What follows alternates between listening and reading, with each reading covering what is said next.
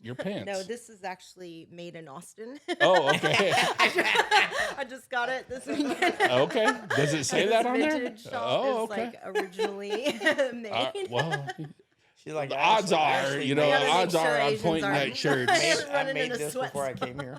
Yeah. Well, like Nike, most of their shops Oh are yeah, for sure. Oh, over in those third world countries. Yeah, dude. iPhones. Yeah. It's fucking slave labor. 100%. That's why they made a bit like when a lot of the athletes were talking about like Black Lives Matter and stuff. Mhm. There other athletes were like, you know what, most of y'all are sponsored by Nike, and they literally fucking don't give a shit about labor or anything. Like you got Any lives. 4-year-olds out there that Yeah. are making shoes. Yeah. That's who you're sponsored by. But then you're gonna come out and say, you know, I'm for the people and shit like Yeah. that. Like you literally are getting millions and millions of dollars. Yeah.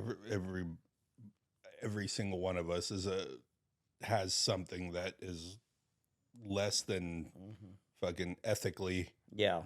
received, including the phones in our pocket, any kind of electronics, Yeah. people in fucking other countries jumping out of windows and shit.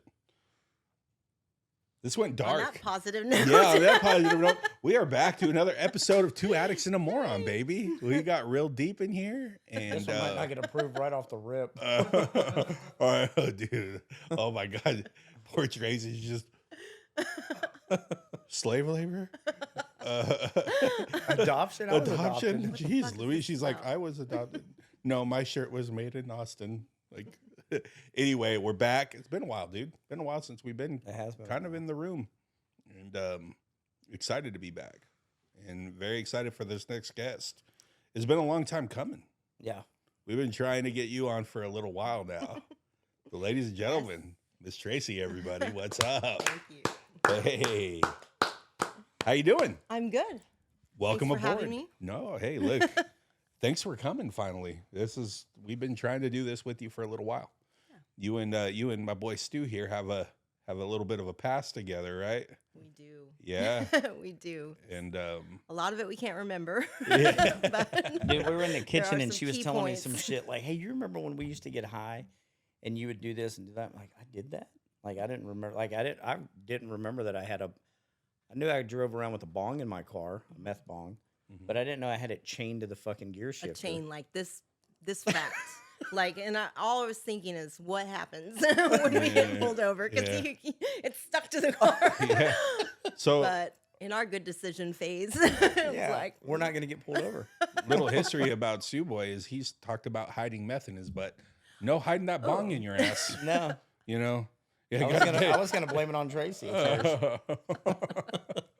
That'd have been fucked what? up, right? That's not mine. That would have been fucked up. We get pulled over, and I'm like, I literally just picked her up, and she brought this in my car, and she chained it to a Yeah. padlock, and I was like, what the fuck are you doing? She's like, just drive. So I didn't want to. I remember I would only be in your car for like 3 minutes, enough to just take a hit, and then like I gotta back, I gotta get out of this car. Just drop me off at the next stop Yes. sign. I'm like, really? We're 4 miles away from your house. Fuck it. Yeah, I'm good. She's so high she could run back.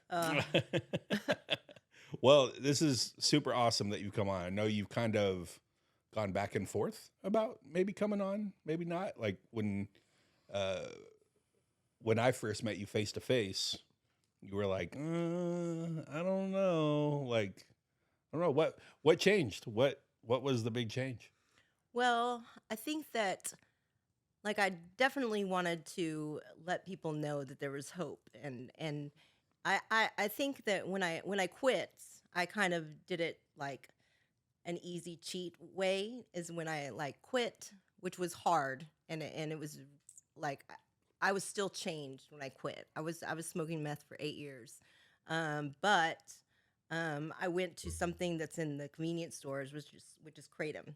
Oof. So I slowly did it, and I was talking about my sobriety and stuff, but I was high still, you Yeah, know. But yeah. I was high off of this like sedative stuff, and I got to the point with kratom where I was like taking a bag at a time and throwing it in the back of my throat, and like I would like hide in my car, and so That one gets gnarly. That's a gnarly one, it's- man. yeah, and I got to the point where I was like, I can't quit this, and so about 3 months ago, I was able to stop that. So How is that coming off? it was easier. I mean, I played with other things like to kind of get off of it, and then I realized I don't need anything.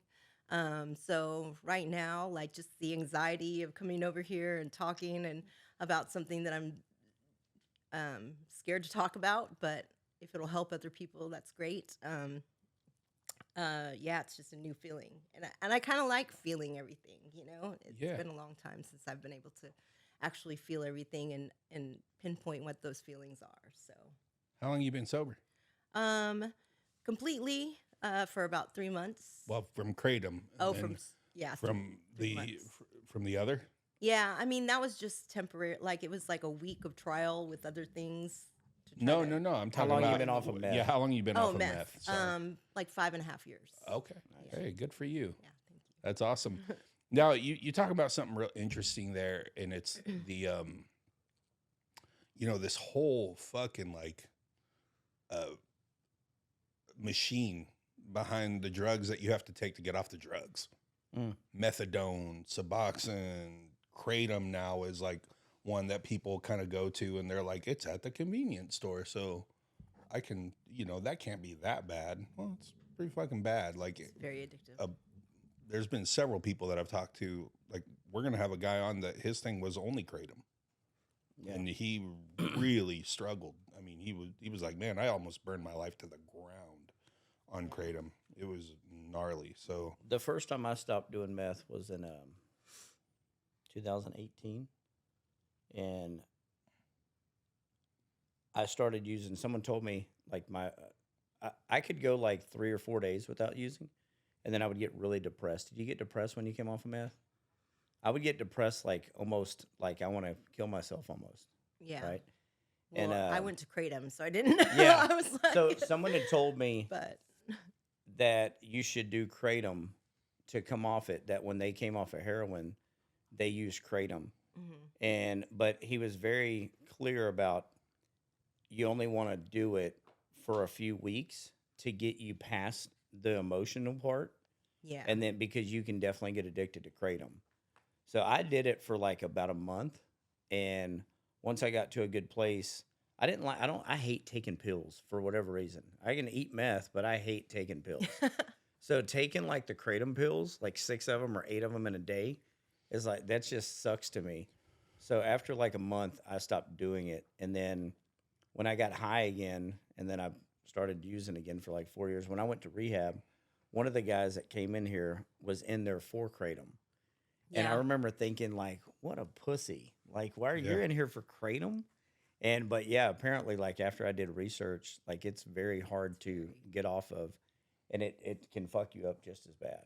and you need more and more of it in order to feel it. So, Yeah. I had teaspoons, and I was like, and Just the AC shoveling would be dirt. blowing in it. And like, it was crazy. It was the You most got the embarrassing brown dust thing. all over your face. But and I was shit. like, I felt like being on meth all day and night for 8 years was like kratom was nothing, Yeah, like yeah. it was nothing. But I got to the point where I was like, I don't think I can stop. So I tried to taper off of it. And, yeah, but I feel completely clear now. So so that's why it took me so long to get here. yeah, okay, all right. Well, that And- makes sense, but good for you. Thank you. Yeah, Yeah. go And ahead. You were about to say something. Well, I think everybody has their own journey and their own ways of stopping things. I know that when I was deep in meth, I think I like how somebody you at point at work- Mike. You're like, well, it was I deep in meth. like you're this fucking poster child for meth. we lived by each other. We were Yeah. like 2 streets away from each other. Yeah. yeah. So Go it was But somebody at work gave me Suboxone, and oh my gosh, like we had this big meeting, and everybody's in their suits, and it's like just the fanciest place ever. And I ended up having to crawl to the bathroom and like threw up everywhere. And I was like, this is not gonna. remember that. Yeah, yeah. had to No, they had I've to had bring my you most home. vulnerable moments in front of everybody. Yeah, they had to bring you home, right? Yeah, Yeah, I remember that. Yeah. Suboxone is a motherfucker. I remember. dude. I Like, remember who gave it to you. We Yeah. won't say the name, Yeah, but I we won't say remember. it. And then I remember like when they brought you home, and they come back and someone that we both love. It's a woman. Mhm. She's like, man, she's not doing good. And I'm Yeah. like, really? I didn't fucking know. No, and I'm higher than probably what you were, you know. But A lot of people didn't know that I was high on meth. Yeah. And then until then, and, Yeah. then when I was trying to get off of it, they were like, "She's Yeah. fucked up." Yeah. Yeah. But I mean, there was so many different, like, I don't know. Like, I went to rehab 3 times. One of those times, my work sponsored it, and every time I went, I was just like, I got out, like, because that's what we do as addicts. We try to hustle ourselves out. And so I mean, my deal was that, like, CPS basically were like, I'm gonna take your kids, you know, and they're the reason I live. They're the most amazing kids ever. So at that point I was like, okay, well then I'm just done. And so I put it down, and you know, you go, like, I guess, I don't know, I didn't feel like, I guess everybody has their own journey. You go into the AA meetings and the NA meetings, and like, people are like shaming you for whatever it is you're doing to try to get by and cope and change. I mean, your life just changed abruptly. Yeah. So I think that my dad got sober in AA after many trials and error. He went to a sober living place, halfway house. Super proud of him. But I mean, so that was like, that's going to work for you. It worked for me, you know? And I think that everybody's just a little different. And I think that kratom like helped me for a long time come back to earth. And I wasn't nearly as bad as I was, you know, for 8 years. Yeah. I mean, the reality is, you know, if you were able to use meth responsibly, probably be some positive effects to it, right? The problem is, a lot of people can fucking use our, like, I just need more and more and more and more and more, right? It's just like, Right. yeah, it's but I mean, Yeah, to it's be 100%. if you were able to, like, 'Cause hey, small little hit once in the morning, Right. And then I'll go to that- sleep Some of my tonight. best ideas came from when I was on meth. no, doubt about they it. weren't. Oh, yeah. They were just not, I couldn't use them. What you just said, though, I agree with you. I used to not agree with that. Like, I felt like if you're sober, you got to be completely sober, right? And you shouldn't do this and you shouldn't do this. And, you know, because that's kind of what some of these rooms kind of teach you. Like, some sponsors won't sponsor you if you're on this or that, or if you're taking kratom. And I feel like everybody's journey is their journey. And who am I, the sober police? Like, Right. who am I to say that you shouldn't do this or you shouldn't do that? Now, if you ask me my opinion, I would say, man, it'd be awesome if, like, I still drink from time to time. And some people would say, oh, well, then you're not sober. Well, motherfucker, I'm a drug addict. I have no problem with alcohol. Never have. But some people would frown at that. Like, if I went into an AA room, they'd be like, oh, well, he drank. You know what I mean? You're out. Yeah, Or you're you out. get all Like, the looks. So I Yeah. do get what you're saying. I feel like one of the biggest problems in our recovery is when people get recovered, they shame a lot of people for what they're trying to do That's to huge. get recovered. And I'm like, motherfucker, you were just sucking dick for coke fucking 3 months ago, right? Yeah. Like, who are you to fucking shame that person for taking kratom or this or that? If you're better off doing kratom than what you were doing meth, then fucking by all means, if you can, you know, I don't recommend it, but if that can get you by and fucking help you get off of this and help you get your kids back and stuff like that, then who am I to say, you know, you shouldn't do that? No, Yeah. I always say everybody has to find their own sober. Like, my sober is I can't touch drugs, right? Some people can't touch nothing. Some people can still smoke weed and fucking get by and have a great life. I can't do that. Yeah. So I'm a big believer in that now, where I wasn't in the beginning. I was like, oh, well, that person, they're on Suboxone or they're on this or that. Probably shouldn't do that. And I still kind of resort to that sometimes when I hear people say, yeah, well, I've been sober for like 4 years, but I'm on Suboxone. Because I do believe there's a time for you to pull off of that shit. Yeah. Like, because I know that the withdrawals from certain things like Suboxone and stuff like that can be worse than heavy thing. anything.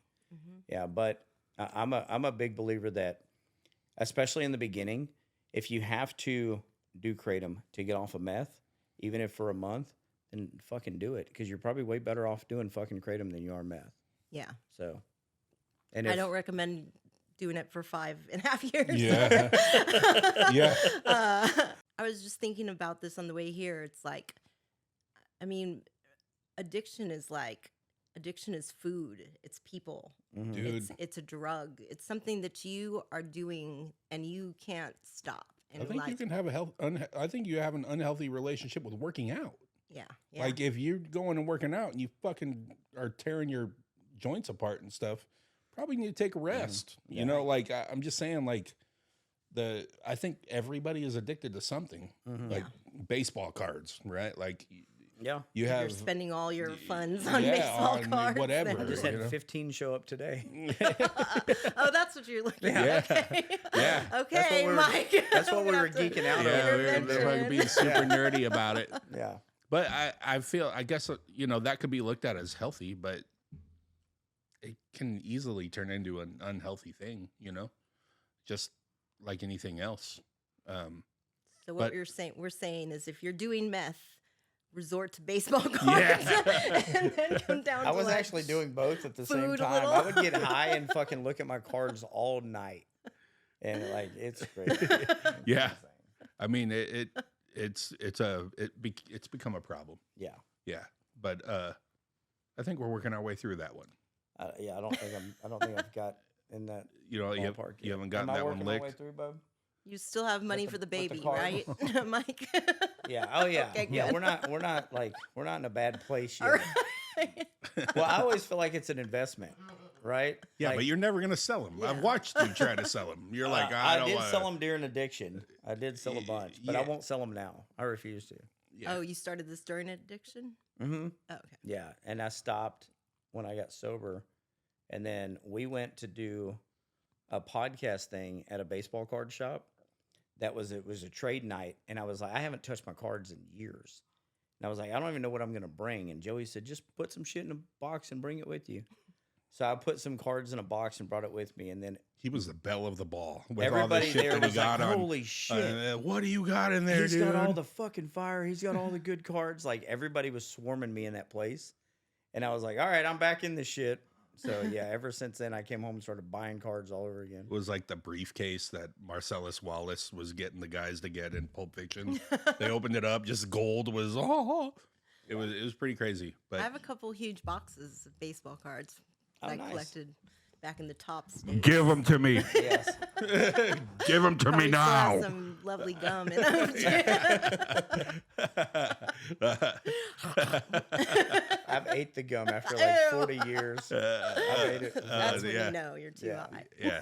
Ew. It doesn't taste the same. When would you say like your addiction like started? So I don't know. I was adopted when I was 15 months old, and I know you're talking about somebody earlier.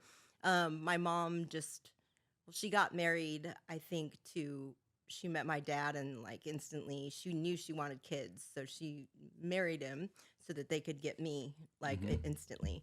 And then she opened a book and she saw my picture, and then she was like, "That's who I want." So I guess I was. My mom had put me up for adoption right when she had me, so I was in orphanages or foster homes, something. You were in a book, that like a adoption book. Yeah, my mom just opened it and closed it. There you were. Yeah, there was. I want that one. Yes, that one. And so so they had to wait like 15 months to get everything in line. So I came here, and then my mom and dad, I mean, basically she had just married my dad, so she didn't know what came with that. And so apparently my dad had a drinking problem. So and these are your adopted parents. Adopted parents, okay. Yes. So basically my dad was out of the picture until my teenage years. So I was adopted, and I had a single mom who was the best mom ever. But she was like, you might need to have supports. And so as soon as there were support groups in school, I was in them, you know. So I think it was 6th grade, 7th grade. Those were my homies. Those Yeah. were my friends, the ones I hung out with all the time. We did all these trust groups, and so I had like the lingo drilled into me, you know. And I was like, I think we even went to Al-Anon in support for my dad. I think I even sat in AA meetings. I don't know. I just remember the rooms. So yeah, so basically I expected, I was like, this is gonna be my life, you know, which sounds kind of crazy, because I know she was just trying to help me cope. And then in my teenage years, my dad came back around. He got better, but at that point, I was like, I'm like that movie 13 was me. Yeah. You know, I was out. And then also we were latchkey kids, right? Yeah. So like at 13, you're running around with the neighborhood and getting into whatever. But yeah, so I mean, at that point, I was already trying anything that was around. I was also an only child, so I wanted to like blend in with everybody else, and I never wanted to be alone. So I would just try to do what everybody else was doing, and I think I really lost myself at that point. I was just trying to be a chameleon with everybody else, and so experimented everything. I think at 17, I mean, I was smoking weed. I think I smoked weed then more than I've ever smoked weed. I hope my kids don't watch this. I'm just like thinking of this. Okay. Surprise. We're gonna have to make a version for them that they can watch.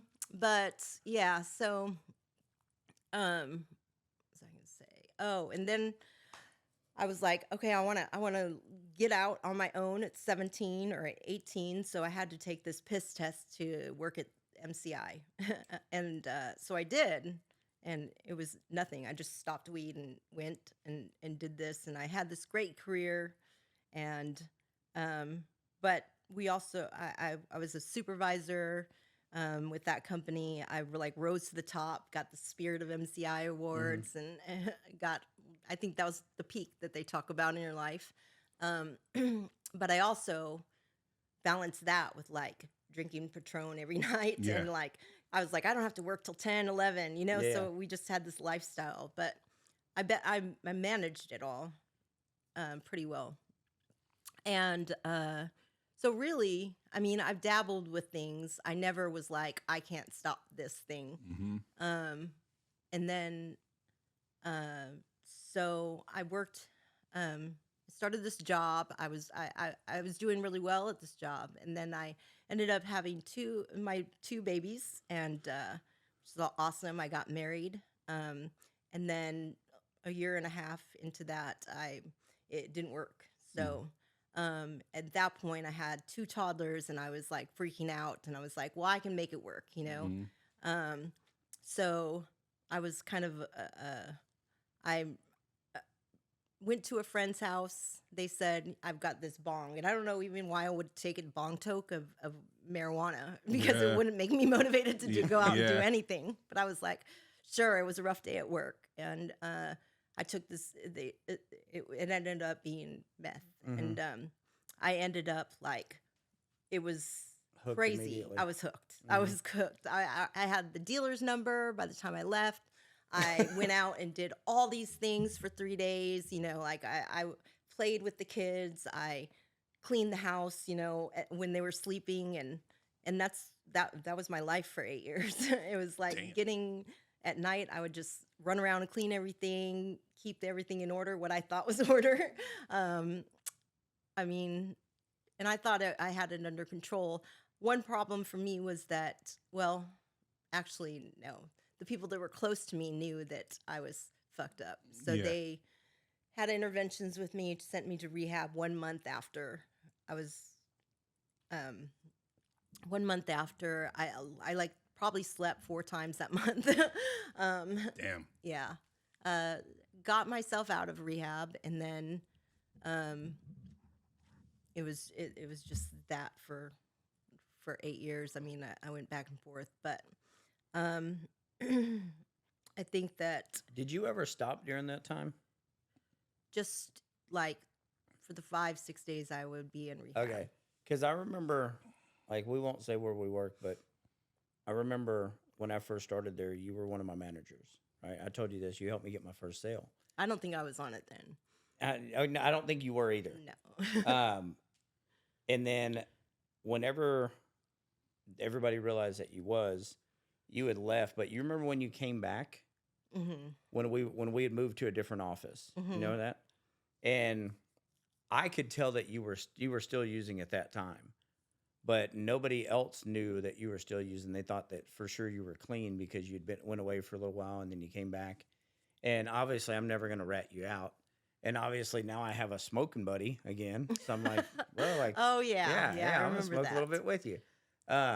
But yeah, I like because whenever whenever I'd get fired, I would always come back and I was clean for like a week, and then like, it gets such a hold of you Mm-hmm. that you literally like. I don't know. I've never been addicted to anything else. I've never been addicted to any other drug, alcohol, anything like that. I'm assuming that it works that way for a lot of different people, but something about meth, whenever I put it in my body, I cannot stop putting it in my body. Like that's how I was. And that's So the warning, like you get yeah, with it too. and I People are knew like whenever I'd get my job back, like I would be like so excited, be like, man, I'm about to get my life back and blah blah blah. And then I just couldn't. I couldn't go. I couldn't go more than a week. And like I would, have fake pee on me at all times in case they drug tested me. But yeah, and that was, but I never thought it was really a problem until I was like, this is a fucking problem, yeah. right? Like whenever I was about to lose my daughter, that's when I was like, okay, like something's got to stop. And then I started losing people around me too. People started dying because fentanyl started getting in the works. But yeah, I was wondering, like, did you ever stop during that time? But just days here and there, and that Yeah. was it. Yeah. That's a scary thing too, is when like it's like people don't think you are on it, so you start gravitating towards them, and all the people that like love you and care about you know. So Mm-hmm. you're like, I can't be around you guys Yeah. because you guys know, and so you like. And I think for 5 years in, people were like, "Yeah, you don't do that, do you?" And I'm like, "Yeah, I'm 100 pounds. I've Yeah. got missing teeth. Yeah. I sure do." But I think I've always like prayed to God, and I've always like had a relationship with God. But I just remember like at one point in my addiction, I was like looking in the mirror and like just I was like, I know you're there, but you can't help me. And I was like blowing the smoke at myself in the mirror and Really? like I was talking to God, and it was crazy. But I think that as I've gotten sober, and especially in the last three months, I just realized how important it is to have that higher power, and Mhm. how important it is to know that you're not alone. Yeah. And that you always have something like that's more important than you. That's Yeah. more important than anything. So Yeah. They used to say, like, whenever I first got sober, you got to do it for yourself, right? And I do believe that. But I always felt like if it was just for me, I would have never did it. Like, it had to be because I was going to lose my daughter. Right yeah, now, eventually, once I got sober enough, then I can start working on, oh, I got to do this for me too. Because if I'm a better version of me, then everybody around me gets a better version of me. But if it was just for me, then like if my why was only then I would have been fucked. Like yeah. my why had to be something bigger and it had to be bigger than me. Because you're like, I beat the shit out of myself. Bro, Like, yeah, I I fucking will hate literally myself yeah. most of the time. So if I'm doing it for somebody, like, Yeah, I will no. disappoint myself all day long. Yeah. I don't give a fuck. Right.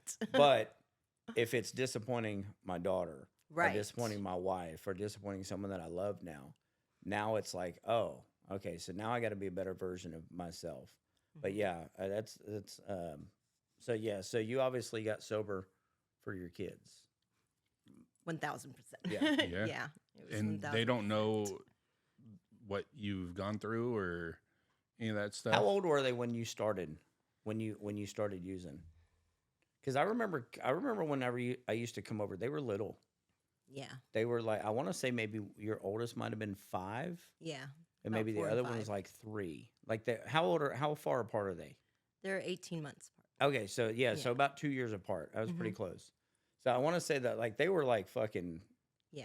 and yeah, they were little bitty. They were little and balls of energy. Yeah. And, Not as much as you had. Yeah. So I kept up with them. Yeah. I've got to do this. Fuck. So But- they don't know. They do. I They- mean, they How old are they they had now? to stay with grandma every time I went to rehab, and Mm. like they visited me Mm. and stuff. How old are they but- now? They are 15 and 16, 15, 16. and How- they don't hold it against me at all. Like Yeah. it's crazy. Well, they got their because- mom back. Yeah. Yeah. Well, they Right. have this like version of you now that's different, right? Mhm. Yeah. And I mean, you can see I've watched you from a distance for a while. Like right after we first started doing this, I think you started following me on the Yeah. social medias and stuff. And that was one thing that I always saw was like you and your sons, and you guys were doing like stuff, like just painting or whatever. Yeah, like I don't even Yeah. know what the activities were, but they were just fun activities with them beaming with Yeah. joy and you beaming with joy too. But I was gonna make a comment to this. You made it. You were like, I hope my kids don't see this. I think they'd probably be proud as hell of you to Yeah. see you on something like this, Yeah. talking like this about it and being so candid about it. So I would urge you to maybe not just like go, hey, go watch this shit, but like, if well, they they know. see They're like, it- good luck, mom. yeah, They know. but if they see it, they see it. Yeah. Like it'll open up maybe a new lane of conversation. Because at the end of the day, man, they're creeping up on the age where And I'm hoping they really got to deal they with that. they shit too. act like. I mean, I don't even see myself catching them with anything or Mhm. doing anything like. But like it sounds like to me when we discuss those kinds of things that they're scared shitless, Mhm. which is good. Yeah. So if anything good came out of this, they're scared shitless of not being sober, Yeah. like, and so yeah, I think. I mean, they're the best kids ever. I could leave the window open and they're like, shut that shit. Yeah. Like, shut that shit. Lock that shit. Lock the doors. No. That's Like, awesome. I'm going to get on my video games. Yeah. Play some Fortnite, you Yeah. know? How was it when you was in rehab and they'd come visit you? How hard was that?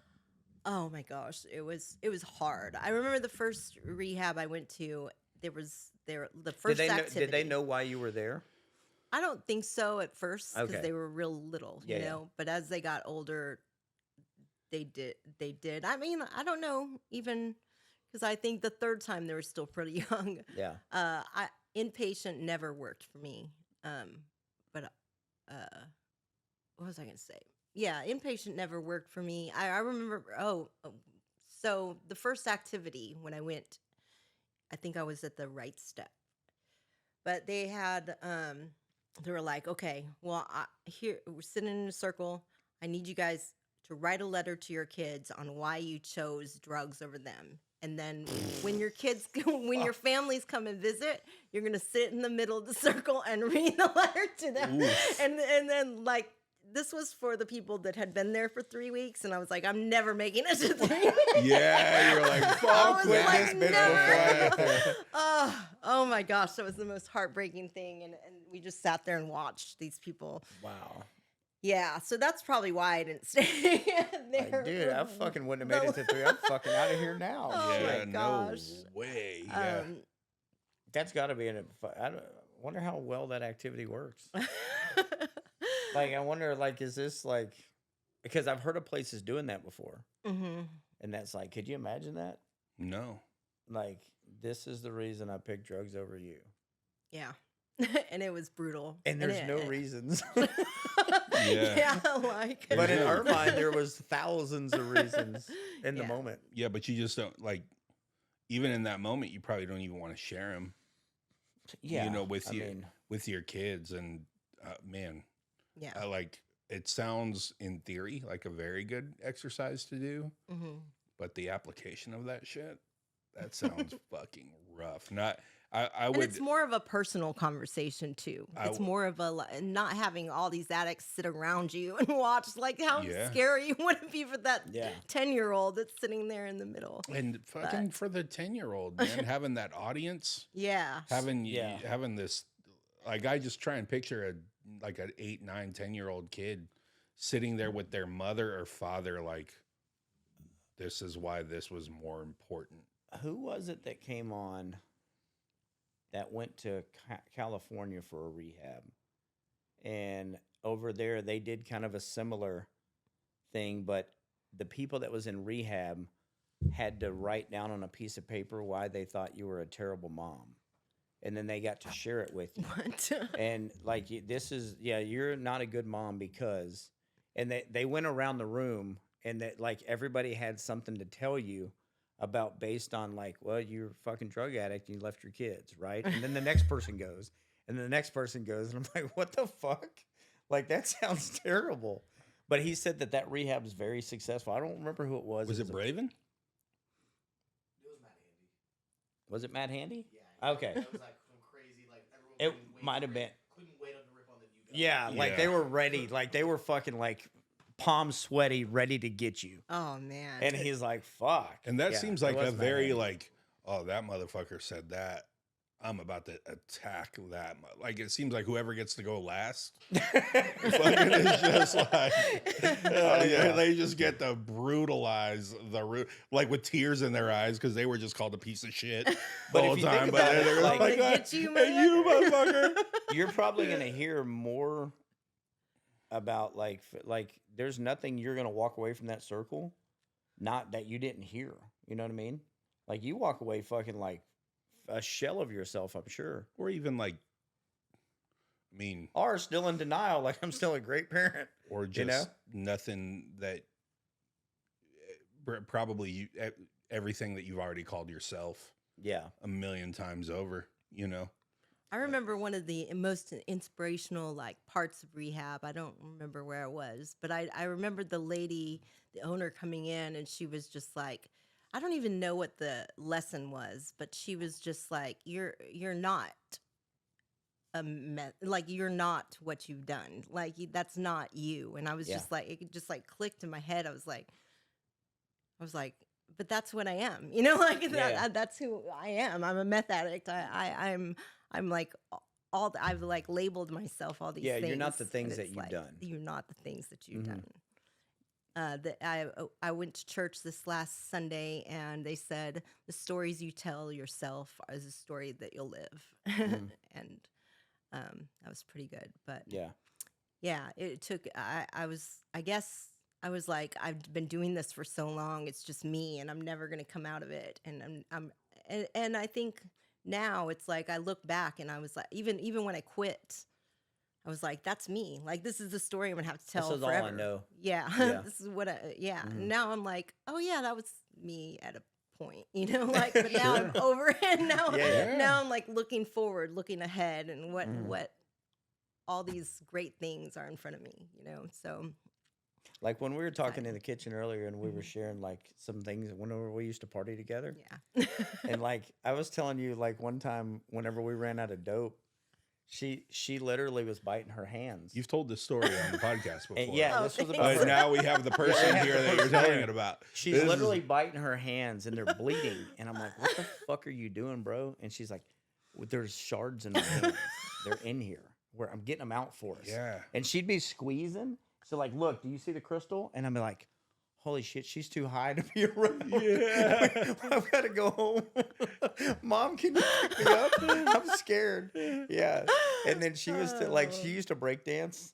Like get high and be like fucking break. We'd move my bed out of the way in my room and you'd break dance on my tile. And I'd just sit there and just Until hit my the heart bong would- like, go girl, get it. Yeah. it Playing was Africa crazy, bro. Bambaataa for her. Like, I remember one time. rock, this, let it rock. Do you remember the one time you had bought, I had spotted you like a 20 bag or some shit. And I didn't care about the money. It was like $20. But you had ran out of dope, I think, because you came back to my house to bring me $20. And you were knocking. And this is when my ex-wife had showed up and she was at my house.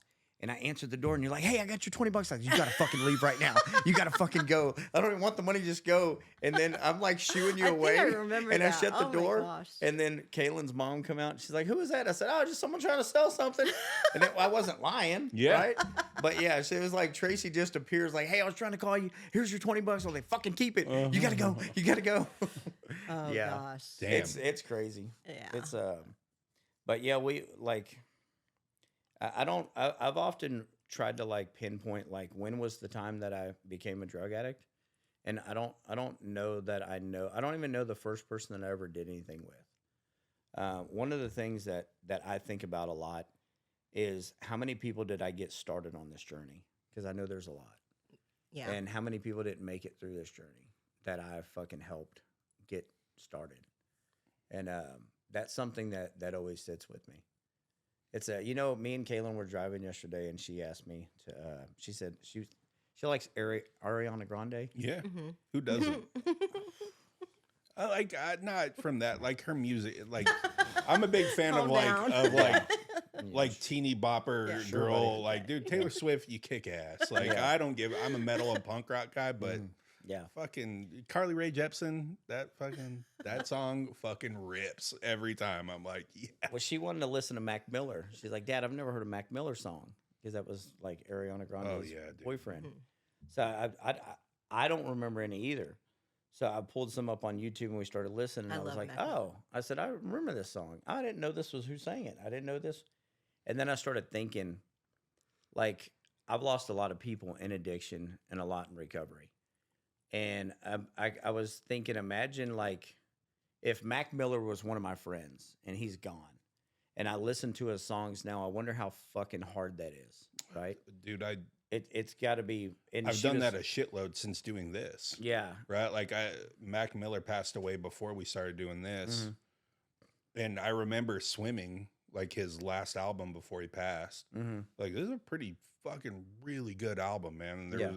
there's a song in there called 2009, Mm-hmm. which is beautiful. It's a beautifully written song. Yeah. And then we started doing this, Mm-hmm. and then I'm like, man, Would I like listened to to listen that to in it. a whole different way, like yeah. a completely different way. As a Now I gotta go listen normie to it. or Yeah. like sober guy, it was just Made like a little more sense to you. I was like, whoa, Yeah. dude. Well, I was But- telling her, like, I wonder how hard it is, like, listening to one of your voicemails if I lost you, Mhm. right? Like someone that I was close to, and she was like, my best friend was Big Mike Martinez, and he passed away, and she's like, Dad, she said, Dad, why don't you go back and read some of his messages that he sent you on Facebook? And I was like, I can't. And she said, why? And I said, because the last message he sent me was he was needing help, and I couldn't help him. I wasn't in a good place to help him. And then he passed away. And I started crying. And she was like, oh, Dad, it's okay. It's okay. And I said, well, you know what's the best part about that, Kaylin? I said, is you'll never have to ask me for help where I can't help you. I said, that's who your dad is today. I said, I just couldn't help him then, but I can help anybody now. But a lot of other people too, man. Yeah. I mean, like, to be fair, you can't beat yourself up. Again, Oh, what yeah, she yeah. talked about just very beautifully. There's shit back there, Yeah, yeah. and then there's shit up here, Yeah. and No. that's the. Think Not about that how you'll. many people you're helping. do Yeah, yeah. this. And that was what I was trying to, I guess that was the end of it, was like, I've gotten to a place now where if anybody ever reaches out now, I can help them. I was a drug addict Beautiful myself. thing. I'm not going to be able to help many people. Right. Like, I'm trying to get dope too, bro. You know? Yeah.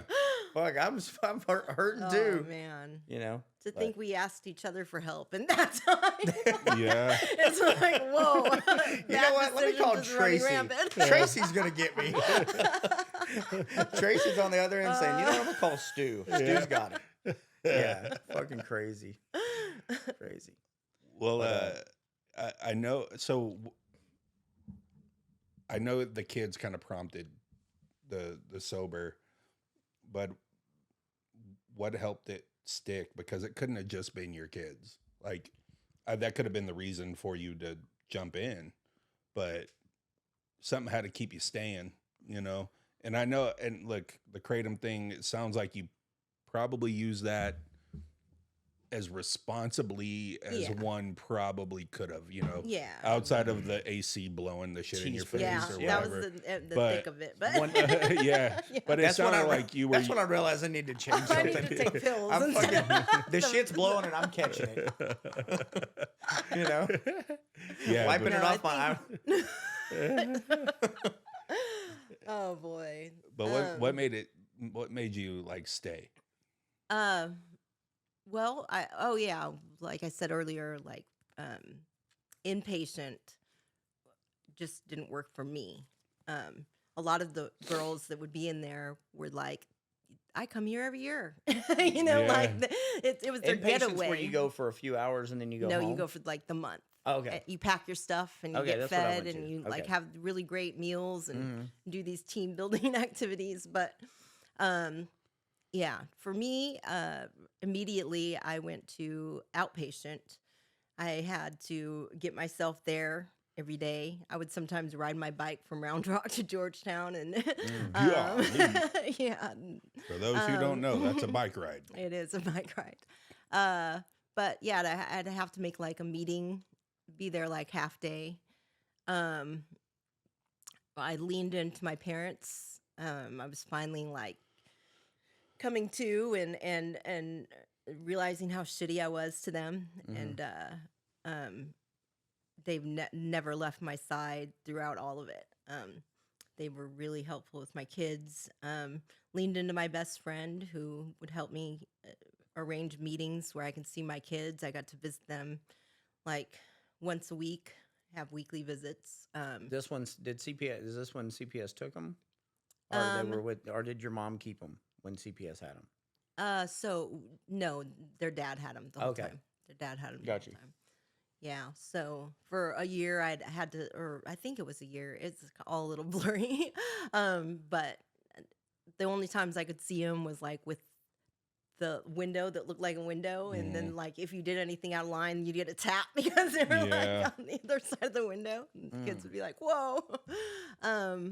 But yeah, I think that was just exciting to be able to see them. And I just got really kind of quiet, you know. I just I think I ran into somebody that offered me a job. They knew the story that I was saying, you know, on social media and coming clean, and they gave me a job selling AC systems, which Nice. was interesting. Yeah. I was really good at that. Yeah, no shit.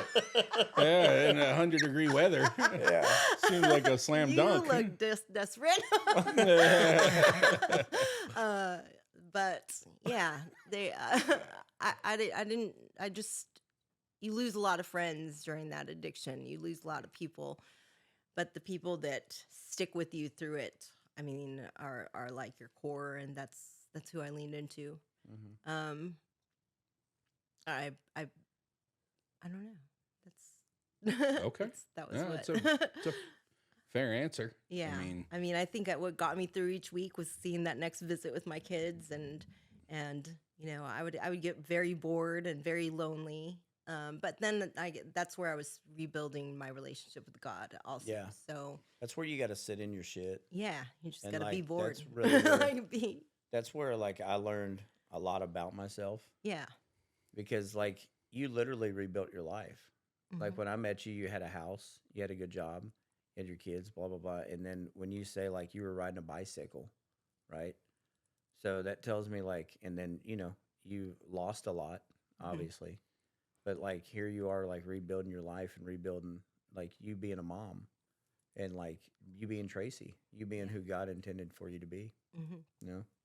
And that's one of the best parts about recovery is when you get to you get to see people at their worst, Mhm. and then you get to see people start building it all back and getting it back and getting it back. And like I can tell at work, like you've got your little swag back, right? Like you got, I always love the way you dress, by the way. Thank you. But you got your little swag back, and you got your smile back, and you got like you back, Yeah. right?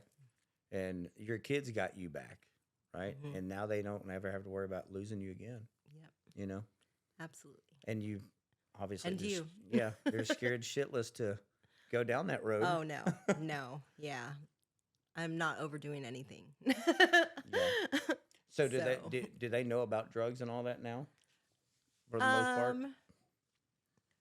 They know not to do it. Yeah. I guess I could have deeper conversations about Mhm. about it, and I should, because I just expect them not to. Yeah. Um. Are you scared to have those conversations with them? Um. Because maybe the questions that are going to come from it. Of course you are. I'll answer that for you. Yeah, dude. Like, so I once heard this from somebody. I don't even know who it was, but progress happens through uncomfortable conversations, right? Like, it's hard to progress in any relationship that you have, be it a husband, a boyfriend, a daughter, a son, a mom, a dad. Like, there will come a time that You have to be uncomfortable. you're gonna have to have an uncomfortable conversation with Yeah. anybody at work. You know, it's gonna happen. And Yeah.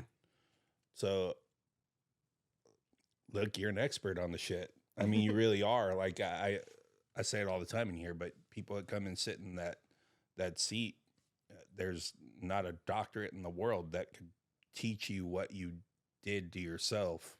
You know what I mean? Right. Like, when you come out on the other end, you're going to be able to talk about it way more intelligently than someone that is outside of you. Yeah. You know? That they don't know. Yeah, 100%. So, you know, Yeah. be a little uncomfortable Okay. with them. Yeah, I'll give you the update. Yeah. I'm not good with uncomfortable conversations, which I know that before meth, I used to be. I used to write a lot. I was very creative. I was very like deep. And I think that that's something that I haven't really been able to be, but I think I'm working on it. Like, Yeah. yeah. Trying to find it again. Yeah. Yeah. Yeah. So what do you do for fun? So crazy thing is, I've been dating somebody for almost 3 years, but we actually just broke up 2 weeks ago. So, so in my sobriety, I am going through that, but it's not so bad. He's a great guy, and he actually got sober from drinking 6 months into when we started dating. But we did a lot of eating and door dashing and watching TV all the time. So I'm ready to like explore the world. Yeah, now. get out of the house Get out a of the little house, bit. yes. Yeah. And my kids are really into thrift shopping. My son had his first job last year and bought me these jeans at this Yomi Studios downtown. Have you been? Destiny loves thrift shopping. Okay. So does Yeah. Amy. Yeah, y'all need to link back up Yeah. because she's in there all the time. Okay. Yeah, but She'll go anywhere. Yeah. yeah, but that's cool that your sons are. Yeah. Yeah, what are they hunting for? Just like whatever, or Yeah. Things that they can afford and Yeah. with their allowance. Yeah. But also like my youngest likes streetwear kind of stuff, and then my oldest likes old Beatles grunge music. Yeah. You know, like faded, like you can't see what's on the shirt originally. Yeah. Yeah. And he is into Jinkos and Wow. now, Yeah. the big boy blast pants. from the And past. I'm like, I'm jealous actually. Instead of being mad, like Yeah. I'm sure most people were when I was wearing them. Yeah. I'm like, I'm jealous. I want to wear it. So they won't let me at work. So Yeah. Well, that's Um, awesome. What else? What you said you wrote? You're not writing anymore? I was watching the Lainey Wilson special last night. And she's such a great person, and I was like, you know, I should start writing some songs. I think that right around 13, before I went on this path, you know, I was writing a lot of songs. I was writing a lot of poetry And so I'd like to get back into that and maybe take some classes. Yeah. You sing? Hmm? You sing? I sang. I was in choir from 7th to my graduating year. Yeah. We go do karaoke once a week. Do you? Mhm. Nice. Oh yeah, karaoke machine. Yeah, Destiny sings. Okay. Way and what Cool. sucks is when Let's we do go, it. she always puts in her song before I get mine in. Mm-hmm. So it says Destiny Stu Boy. So Destiny gets up there and shuts everybody up. Like they stop doing what they're doing when she sings. And then here comes Dickface Yeah. right behind her, like fucking I get to fucking go on behind her. Yeah. It sucks. Sucks every time, but she always gets hers in before me.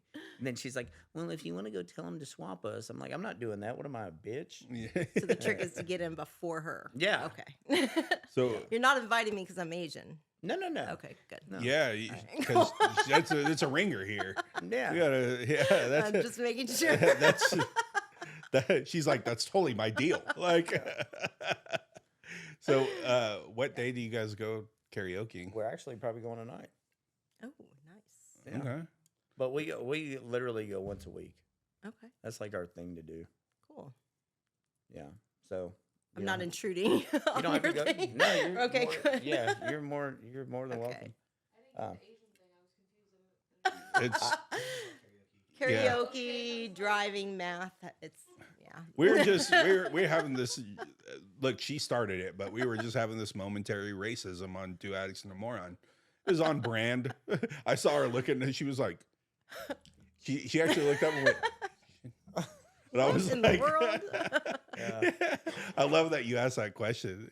That's so adorable. You're like, I was confused by it too, but I was like, you were laughing and Rad was laughing. I was like, I'm just a fucking yeah, dude, type it dumb into shit. a I'm YouTube just not even gonna bar. say nothing Get 'cause on they're the same already- they're already government looking at me watch like- list that I'm on. But of course, my sidekick. Of course, I don't say nothing, and my sidekick's like, "Hold on, I don't get it." I'm like, thanks, babe. Way to cover for me. Yeah. Yeah, that's awesome. No, you can go tonight with us. You can go anytime. Okay, let's Whenever. go. Yeah. Now I have to live up to it. I'm better at writing, just to tell you. Yeah. Well, She writes her own music, plays her own music. Really Mhm. nice. She's You can really have some good. jam sessions.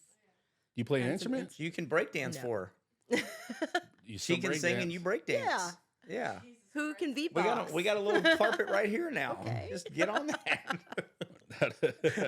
Bro. Tracy was you were actually so much fun to hang out with. You really were. It wasn't about like us doing drugs. Like we just Yeah. got along. So it's and It's nice to come out on the other side. nice we'll that go we can do kick it some now. sober fun. Yeah. Yay. go karaoke and not have to fucking go out to the car every 5 minutes. Right. You know? Or That's- have her bite her hand. in Yeah. half. Like what's your friend doing? She's a vampire. Yeah. Yeah. Oh, how embarrassing. Like, Leave that's her like, alone. I was like, are you really saying this story? Oh no, he's talked about it several times. Yeah, Oh, I've great. mentioned So, it. Yeah. I've mentioned it. it was I JB. won't lie, it scared me. I was like, the fuck is going on right now, bro? When JB came on, he was talking about worms coming out of his head and stuff. Yeah. Oh, yeah. You were like, yeah, dude. Like he thought like seahorses were living inside Bro, of his. we used to arms and go shit. when he lived in the apartment. Oh, he didn't live in an apartment. He lived in a hotel. You know, Yeah. the $300 a week hotel. Yeah. And he would be like, you would think the cleaning people were in his room hmm at like 6 in the afternoon. It wasn't. It was him. He would bring his own vacuum to the fucking hotel and vacuum because he swore that there was bugs that were trying to eat him. And he would have like a cup. He'd be like, bro, look, do you see the seahorse in here? I'm like, bro, there's nothing in there except water. And he's like, no, there's a seahorse in there. Fucking pulled it out of my ear. I'm like, what the fuck? The is going psychosis on meth is so real. I Yeah. thought my parents were staking out on my roof like every night. And then even my cousin came and visited and was like, is your mom here? And I was like, how do you hear that? Because he's completely sober. And I was like, that's what I hear every night. Like, This might be a chicken or the egg thing. Yeah. With the meth psychosis thing. Mhm. Do you think it's the meth or do you think it's the sleep deprivation? Oh. Which one? Or both. Well, obviously one leads to the other, but I think so. you can't really think right when you're up for 4 days. Right. But I'm saying even if you didn't do meth and you were up for 4 days, it'd probably Yeah. put you in a pretty That's psychotic true. state, That's true. you know. Yeah. without I think the though drug. sometimes like you'd go to sleep and then wake up and do the meth, and then you'd still have that psychosis. Uh-huh. Yeah. Yeah. So definitely get sleep and definitely don't do meth. Yeah.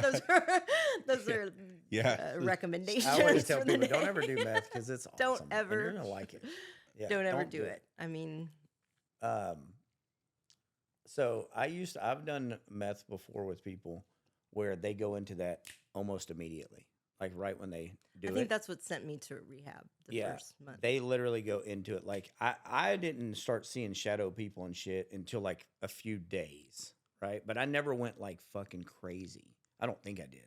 I never thought like the FBI was outside waiting on me and shit like that. But I would definitely start. I would always see the shadow people. But it would take. But I've done meth with people before, where they hadn't done meth in a while, and they do a little bit and fucking they're just fucking gone. Like I don't want to be around you gone. Like you're too high. Well, Way too high. one of my good friends that I introduced it back to her. We were. I feel really bad that I did, but she got in deep with me. But I think one time my kids and her kid were at the house, and she said, "Why are there people parading up and down with rifles out down the street?" And I said, "There are no people parading up and down the street." I was like, "There's nobody out there. The kids do not see anybody. There's nothing." Yeah. She was like, and your neighbors are talking shit. Your neighbors are talking shit. And I was like, please, there's nothing. I tried to settle her down. I went to sleep, and sure enough, woke up. She's like, the cops are here. I had to tell him. And I was like, no, you did not do that. Oh, yeah. So I went out there, and I was like, that's when I learned her real name. I was like, you're, yeah. Wait. But yeah, I had to explain to the cops, like, I don't know. I don't think she's feeling well. I don't know. And the kids were like, what's going on? You had a friend, you didn't know her name? Well, I mean, she just went by an alias. Oh, all the okay. time. Okay. Gotcha. She went by an alias. That was not yeah. suspect. Of her. Okay. I mean, it was A lot it's of people. short of A lot her of people name. don't know my real name is Mike. They think I'm Stu. No, that's my older brother, like, learned that your real name is Mike. Like, he watches us all the time. Yeah. He's like, oh, who the fuck is Mike? And I was like, You I was invite just Mike like, and Stu. yeah, he A was lot of like, people don't know. he's like, oh, you're talking about Stu? Yeah. Like, why did you just fucking say that? He's like, "Ooh, I didn't know that was his name. I was like, yeah, dude. No. People I grew up with literally didn't know. Like they'd be talking about Mike O'Brien, and I remember one of my homeboys like, who the fuck is that? And they were like, I'm like, me. He's like, your name is Stu. It's not. When did you start going by Mike? And like, yeah, that's been something. Yeah. Yeah. Well, how are your kids now? Like, I know, like, did they ever? Well, first of all, your mom helped you a lot during that time. A lot. How yes. like, because a lot of people don't have that, Yeah. right? I mean, And how big of a blessing was that? huge. Yeah. Huge. My And mom she was, and dad. she was They were understanding. Yes. Like- My mom and dad just, yeah. Anytime I couldn't do mom things, she was there, Mm. which was often. Often. All the time. And she never really let them feel anything, you know. My mom and dad just always helped. And then even in recovery, it was like my dad was like taking me to meetings and making sure that I knew that he was there for me. Yeah. And yeah, I mean, I'm so blessed to have my mom.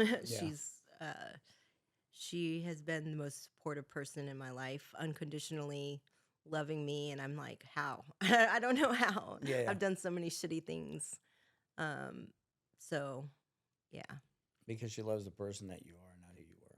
Yeah. Yeah, man. There's like, I always say it about him. I was like, I loved him when he was on meth, not like him being on the drug, but him. Yeah. I loved him, right? Like immediately we like connected, and then it wasn't until months later where they're like, yeah, this dude's like out of his fucking mind all the time on meth. I'm like, no fucking way. But that opens up my perspective to a lot of other people now. Like I connect on so many levels with people who were severe drug addicts. Like I relate to a lot of the feelings and the things that they've gone through. I think a lot of times what separates it is like my support system. My mom and my dad are awesome. My 3 best friends are my brothers. You know, That's like awesome. family was always really tied around everybody. And, you know, even me being a black sheep, kind of, you know, the black sheep that they love, you know, they're not shunning him away, but I think a lot differently than I think they'd probably somebody would know when you're acting a little bit off. they always do. You know, And they're but we telling you, always "Get know that back about over each here, other. Start acting Yeah. crazy goofy again. Yeah. We know that about each other though, you know, like him, me, like it's the same thing with us now. Like we know when something's off or Yeah. something's not right. And I think that's like one of the cues to see if somebody is falling in addiction is when they start not coming around and they start hiding and You feel like was it a shame thing for you? yeah. I mean, I think the first unfortunately, I think that I had a birthday party for my son. I think it was turning 5 or 6, and all of my friends were there, and I just remember like looking at this table full of like all my girlfriends, people that I had been friends with forever, and them all just looking at me and talking about me, like having that intervention. And I remember leaving. I'm leaving the party. I went home and was like, I don't want to be a part of this, you know? Yeah. And from that moment on, it was like my friendships were like severed, you know? And then I was like, well, I'm going to live my own thing. It's just me and my kids, you know, it's just me and my kids. And yeah, I felt more like you're bad instead of like, and you know, I had Instead one of of like my, I need help. right. Yeah. I felt like maybe some of them weren't genuine, just wanted something to talk about. But then, I mean, I had psychosis too. you Yeah, know, yeah. like I was thinking all these. And you were giving them something to talk about. Yeah, You know, was like I certainly mean, giving them something to talk about. And if yeah. I was in that situation, yeah, I don't know what I would have done either. Well, especially if I like, don't know how you can support that. it would be, I think you would be amazing in that situation now, right? Right. I know that you would be. Yeah, being that you know what it is, Mhm. right? Like rather than talking about that person, let's try to help that person, Right.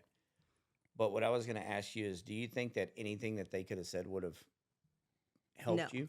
No, Right. it's not. I think that the only thing that helped me was getting my kids taken away, unfortunately. And and I don't know. I was thinking that, like, what about the people that don't have kids? You know, like, Man. I don't know. You know, like, take a little kratom, don't get addicted to it. Yeah. And, you know, like, Yeah. I don't know. Yeah. That's what. I didn't think about that. Those people are, man. Well, Yeah. the Wandering Wolf. Or he you did don't it. have parents that are supportive. Like, Yeah. or, I mean, people on the streets that are like, have lost everything. Mm-hmm. That's they're just looking for another fix. And it's Yeah. like, just scoop them up and say, do this when they're not ready to do this. Yeah. It's just not going to work. You know, Kaylin asked me today when we were driving. What did she say? She said, we were talking about people that were. She mentioned someone being homeless in Lakeway out by her where her mom said nobody. I don't think I've ever seen a homeless person out here, baby. And she said, Dad, why is that? And I said, well, baby, I think like to be closer to the city where people are actually gonna like help. I said they might get ran out of here, right? And she said, how come they don't just ask their family for help? And then we went through this whole thing, and I said, well, baby, because our family is normally the people that we hurt the most. Yeah. And especially, I don't know, but I've never been homeless, so I don't know. But I'm assuming that a lot of homeless people were drug addicts at one time or still are. And I said, I know when I was a drug addict that the people that were closest to me were the ones that got it the fucking most. Like they were the ones that got hurt the most. Yeah. I said, so normally there's not family around anymore. Are the ones that are still around have their guard up so much because are you going to fuck me over again? Are you going to do this again? And I said, and then there's also the shame, right? Like we don't want to reach out and tell people like we're struggling. We need help, right? And then there's also the seclusion. Like I want to be by myself. Yeah. And what's crazy is I'm not a loner at all. Like Yeah. I love being around people. Yeah. I like being the center of attention. But you get me on some meth and like I'll smoke with one person, but like having a bunch of people around, I'm like, Yeah. that's I literally am okay just sitting in my room and smoking meth and just watching porn all day. Oh, And I'm just this is what I'm gonna do. Yeah. You know? There's also probably like you guys would know better than me, but they don't want to get better yet. You know, they like, Yeah. I mean, if maybe they have families that really do care about them and love them, but they know if they go to them, it's going to have to be time to get better or Yeah. making steps to getting better, and just might not want to do that. You know, it's just It's like Jay Klein used to say, I had places to go. yeah, But if I went to my mom's house, I was gonna have to follow rules there. yeah. So I was better off living on the street and just doing what I wanted to do. You I was know? also thinking today about the people that don't want you to get better Mm-hmm. and how you hang out with those. Like, there's people that don't want you to get better because when you get better, they can't manipulate you Mhm. and they can't keep you in this cycle where they get everything that they want. Yeah. I was nervous when he got sober. I was real nervous about it.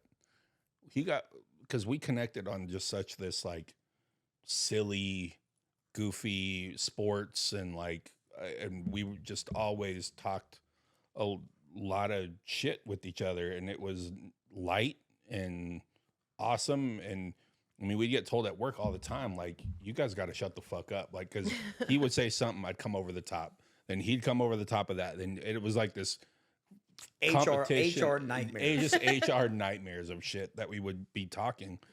So when he got sober, like, and he went away for a month, I was like, man, am I gonna have my buddy when Yeah, is he when he gonna be gets a better? totally different Like, person? I said it before, but Mhm. am I gonna have to sit in like drum circles with this dude now, or like, you know, that fucking dude? Like, so okay, bro, we got to meditate around some incense, and like, that's why I call myself the Moron. Really, is almost because of when he got sober, how kind of That's a good anxious I perception. got when he got better.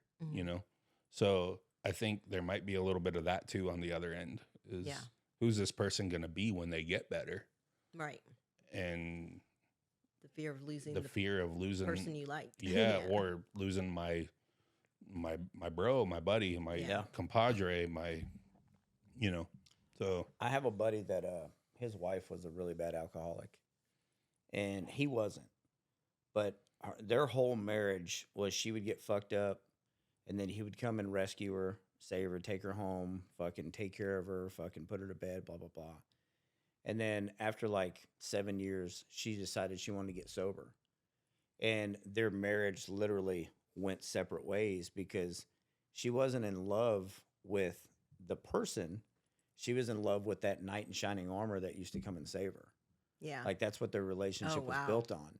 yeah. So when she got sober, now she was normal in every which way, and she didn't could need stand him. up on her Yeah, own? she could stand up on her own. She didn't need him to come save the day or fucking come bail her out and this and that.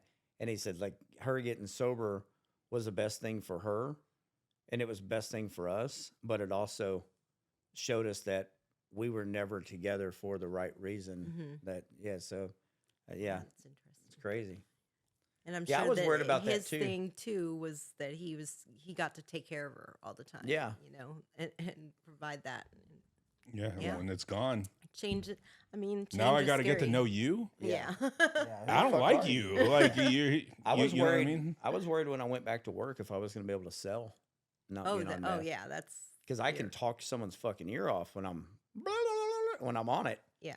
But I was worried, like man, and it took me a minute because I wasn't getting sales when I first came back. I was fucking all in good places, but I wasn't getting sales, and I really had to have like a come to Jesus meeting. Like, dude, can I still do this job? Like, was I ever good at this job without? Like, isn't that crazy how the drug like like how your mind tries to tell you like you were never good at this, Yeah. except you was on that. That's what made you good. I think Yeah, the I had to last time fight I that. was back for a year and I was deep in it, I didn't sell. Yeah. So I knew that it was going to be, that's why they gave me a different position to come back this time. Mm-hmm.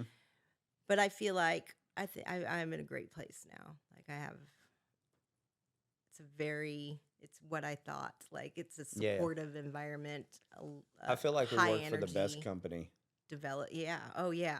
I mean, Like- it's our family. like These I are hear people that people, we've like, grown up with. Talk shit on them, and Yeah. I just can't like You can't talk shit about every my family. company has things that I would love to change, right? Right. But the support that they gave me, Yes. even firing me the times that they did, and then bringing me what back you to get needed. me off the streets, like I can never repay them, you know? Yeah. And then like the people that we work with, like there's not a better group of people. No. Like we have our baby shower Sunday, everything on our registry is done. Like That's awesome. everybody got in, you know, it's like, you know, even all the way to the top. Like Mhm. she was like, who's Angie? You know, I can't say the last name. Yeah. So that's the CEO. She said, dude, she just got us the stroller that I didn't think anybody was going to get us. Right. Awesome. And like, that's just the people that we work with. Like, Mhm. if you ever have something going on, like I've sent GoFundMe's to people on my team and us raise $5,000 in a day for people. Awesome. It's like the people that we work with are insane. Mhm. And the company that we work with, I can never say, like, I wouldn't have the life that I have now without them helping me get there. Yes. Well, you think about your dream job, right? Like Mhm. whatever that is, Yeah, yeah. whatever you be a professional poetry writer or whatever, you know, like Breakdance. for me, it would be doing this Yeah, full yeah. time, right? Mhm. That'd be the dream job. Yeah. There would be shit that I wouldn't like doing. Yeah, yeah. There Of would course. definitely be bullshit about it. Like, Yeah. be like, Oh, fuck, dude, we got to do the thing again Yeah. or whatever. You know, Oh, there's ideas that me, you, and Rad and Destiny bounce off each other, and I'm like, I don't know about that one. yeah, right? yeah, for Like, sure. There's some things Rad says, and I'm like, or there's things that I want to do, and Rad's like, there's no fucking way we're doing that. Yeah. Yeah. But that's all I'm Mm. saying is like Grounding. with every, I mean, it's the people that work there and that you come to every day, Yeah. and That's absolutely it. a lot It's your of family. a lot of those people there. I mean, we've had a good handful of them on this show now. Yeah, yeah. You know, and I think that's pretty fucking awesome and Yeah, pretty telling of where it's all come. You Mhm. know, like Yeah. from back in the day, Yeah, you yeah. know, to where it is now, Mhm. and we have these insane like fucking success stories of Yeah. not just what they're doing professionally, but Mhm. what they've accomplished personally Mhm. and The battles they've where they're overcome. at and Yeah. where they've come and Mhm. how it all kind of comes full circle. So, We watched the movie last night. It's called The Peanut Butter Falcon. oh right? yeah, dude. Oh, that's a great Y'all seen that? one. Oh, yeah. Oh yeah. Bro, how That's good of a movie is that? It's The one of the great- best. Shia LaBeouf is one of my favorite. I would love for him to get on the podcast. I love that. I would dude. fucking love to have Shy open invitation. anytime. And he's the type of dude that would show up. Yeah, Like he is that kind of guy. He's like, fuck yeah, dude, I'll come on. Dude. bro. I think he would be so fucking cool to hang out with. He's an Absolutely. interesting fucking cat. Very interesting. And And I I think probably misunderstood in a lot of ways. 100%. But I Yeah. also think that there's like, I think that if I never done this and hung out with you, and I saw Shia LaBeouf and doing all, I would be judging the fuck out of it. Mm-hmm. But because I've done this and now I see all of these stories going on, I'm like, man, there's more than meets the eye to that fucking guy. Yeah, yeah, And you know, yeah. I think there's something real admirable about a guy who clear and presently fucks up Mhm. and just will like go and wear it. Own it. He just wearing Yeah. it like everywhere he goes, which is like that's all we've ever wanted. That's you're in here sitting there with that microphone in front of you wearing what you did Yeah. so that you can Move forward. probably help somebody, Yes. you know? Absolutely. And that's a beautiful thing about I'll say it, but it's a beautiful thing about drug addiction, man. Yeah. Yeah. You motherfuckers are inspiring because you've dug yourself out of places that Most people can't. most people, well, Or most people don't have to. Yeah. You know, you never have to see that, but Yeah. you know, listening to a guy go on here saying you can either find your rock bottom or your rock bottom will find you. You know, yeah. I'd rather find mine than have it find me. You know, because it finding me is probably gonna be a lot worse. Mm-hmm. Yeah. You know, having that kind of foresight. Yeah. But in that movie, he says, what was the quote, baby? Family is the friends. Friends are the family that you choose, Yeah, right? Because we don't get to choose our family. You know, yeah, the sometimes, one that we're born to. unfortunately, but you do get to choose your friends. Yeah, And like that, I heard that. I've never heard that quote before, and I was like, dude, that's such a dope ass quote. Mm. Like, it's a cool quote. he was nominated for an Academy Award for that. I think. Dude, that's such a good movie. I think he I could watch actually that got movie again. nominated Yeah. for that. He's such a great actor. He's really Yeah. good. He's good in Fucking everything great he's actor. done. Dakota Johnson too. Dakota Johnson? No. She wanted me to watch 50 Shades of Grey with her the other day. Yeah. And now, like the last 3 days, I've found like different Dakota Johnson movies and like different music videos she was in. And she had to tell me today, she's like, all right, hold the fuck on. Yeah. Stop. Like, it was okay when, like, you know, you mentioned she had a nice body and Yeah. fucking got to see her a little naked. And now it's getting fucking a little overboard. I just found out she's from Austin. I didn't know Oh that. gosh. And she's like, You're researching it? Just to let me know that. Oh no. And she plays a stripper. Oh Like, Yeah. Calm down, Mike. yeah. Yeah, you're getting the Google bar. Yeah. You're going deep down the rabbit holes. Very, Yeah. very laid back, but I'm getting to the point where I'm like, all right. Like, I should. Yeah. Enough is enough. So, Well, thank you so much for coming on, Yes, dude. Thank you. This for was a having lot me. of fun, and Yes. I wish you would do it more. Yeah. Yes. And maybe this kind of broke a dam for you Yeah. on talking about this, because I could tell it was a sensitive thing for you. Yeah. Like because we saw each other in like a parking garage, and you were like, "I know you," Yeah. or it was like at lunch or something. I was like, "Yeah, I know you too." Like I watched you from afar, Yeah. Yeah. and watched. Oh, real quick, I do want to bring this up too because she commented on something. So I would. I need to get back to it, but we take these pictures and I'd post them Mhm. in the early days, and I'd always put a song on it, and I put a Less Than Jake song Oh yeah. on I there. love No that. clue. Yeah, the signs of selling yourself short. Oh. And she was like, "This is my favorite song," and that song has got me through so many fucking hard Oh, there times. it is. Yeah, so exactly, it's a ska band, punk rock band, Oh, okay. Yeah. and yeah, it's Really just great. it's just a I'll have to listen the to it. title is The Science of Selling Yourself Short. Yeah. Signs of selling yourself. And short. it's like if you're an addict or you're struggling with anything, man, you listen to that song, it think can that was pick my you anthem. up. It can It's crazy how It really some songs does. can like get you through. Oh yeah. Like, it's crazy. songs, movies, Yeah. Yeah. books, art, Quotes, just anything. like I mean that. Yeah, it's fucking wild. If you could, one last question for me. If there's other mothers out there that are struggling or that have lost their kids, what advice would you tell them? Or what would you tell them if they said, hey, what can I do? It's a really good question.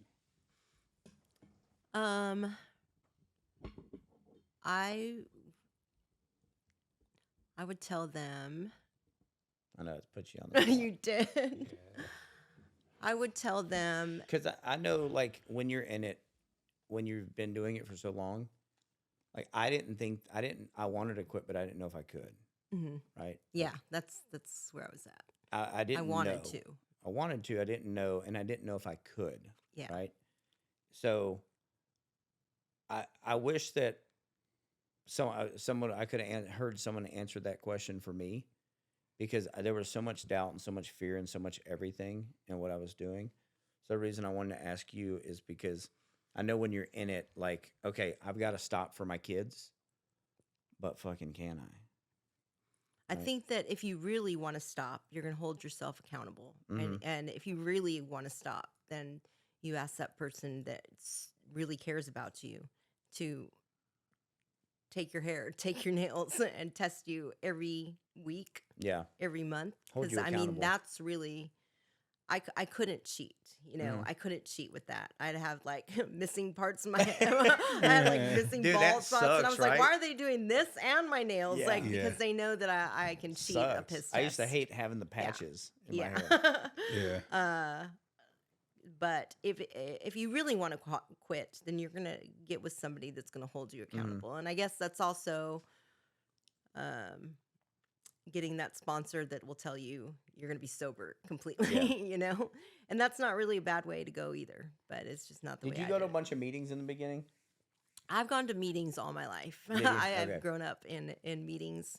Did you do a bunch of fellowship with other people? Like, did you congregate? I with met a other lot of people in NA. Yeah. I did have fellowship. I met a lot of people, and I just started adding people Yeah, from yeah. NA like to my social media, and they it really helped me. I think the thing that always surprised me was when I was actually getting help finally, Mhm. the amount of people that were willing to help. Oh yeah, It oh, blew yeah. my mind. Like it was like it They're was like, over. you're It almost makes me willing want to to get cry. better, and I was. It we'll was help you. overwhelming Yeah. because I didn't think that I deserved anyone's help. Mhm. Right? Because of the things that I was doing and the bad things that I was doing. Like you mentioned your higher power earlier. I didn't think I deserved God, right? I believed in God, but I was like, there ain't no way he's still fucking with me. Like that, Mhm. like I would have walked away from me a long time ago. So I think what blew me away was the amount of people that were willing to help and the amount of people that wanted to see me do better. Yes. Like even people now, like, people at work will come up and hug me and say, man, I'm Oh, so yeah. proud of you. Like my ex-wife sent me a text message, yesterday, babe? Saying, thank you for becoming the dad that you are. Like Aw. our daughter literally looks up to you so much, and she's never going to have a man that doesn't treat her well because she gets to be treated by her dad every single day the way. Oh, we do. that's amazing. Like those things, and she doesn't have to send those, but I know like the changes that I've made have changed her life too, because now she doesn't have to worry about her daughter. Like, Yeah. when she found out that I was using a lot, she beat herself up a lot because she was like, I knew, but I was still letting my daughter go with you because I didn't want to keep her from her dad. And really, Yeah, like, I that's a was tough putting her spot. in danger. Like, as a mom, I was putting her in danger, and I can't forgive you for that, right? Mhm. And she has been able to forgive me, but that was always the thing that blew my mind is the amount of people that want to see you do better. Yeah. And the amount of people that will be That in know your where you corner. come from. Yeah. Mm-hmm. Especially That have in been there. recovery, Yeah. like the people that have gotten to the other side, Hmm. a lot of them, not every one of them, but a lot of them are so willing to Do help what it you. takes. Or Put in just- hours with you. put in hours with you, or Call fucking tell you. you when what you don't want to hear, Right. or call you out on your bullshit, or go out to eat with you, Mhm. or just whatever. Like, so that was why I was asking about the fellowship, because that was a It- big deal for me, That because I is was scared to important. be by myself Hmm. in the beginning. Yeah. Like I knew on the days that I have Kaylin, I will be solid. But on the days that I don't, when it gets late at night and I'm starting to get depressed and stuff, Hmm. that was when I would get real scared. Yeah. Yeah. So Can I do a shout out real quick? yeah, shout it out, baby. Yeah, man. I lost an uncle to marriage, like divorced out of my life, Uncle Tommy, and good guy, and he loved what we did. Oh, I'm sorry, brother. I didn't know. Sorry. Uncle Tommy. Yeah. Shout out Uncle Tommy. Rest in peace, brother. Yep. Rest And in peace. and he'll still watch us. He gets to watch us from the best seat I'm in the such house. a crier now. Yeah, that's okay. I thought I was cry. going to be crying, I so cry thank you all for the doing time. that. Oh, man. I thought I was just going to lose my shit. It gets And me every time, man. I cry when like Iron Good Man for dies. you. and shit. Bro, I literally can watch. So he didn't die. He did. Yeah, he Iron Man? Your My uncle, yeah, he passed away I'm unexpectedly. so sorry. But he's like, I was like ring bearer in his wedding to my Mm. aunt. So he was by marriage, and you know he would always like kind of keep in touch a little bit. Yeah. And then we started doing this, Mm. and then he would reach out a lot more. Yeah. So Rest in peace. yeah, Rest rest in in peace, peace. man. It was That is sad. yeah. He's real proud of this thing. Yeah. Yeah. He's real proud of you. Yeah. Yeah. I love you. Love you too. Love you. Sorry, guys.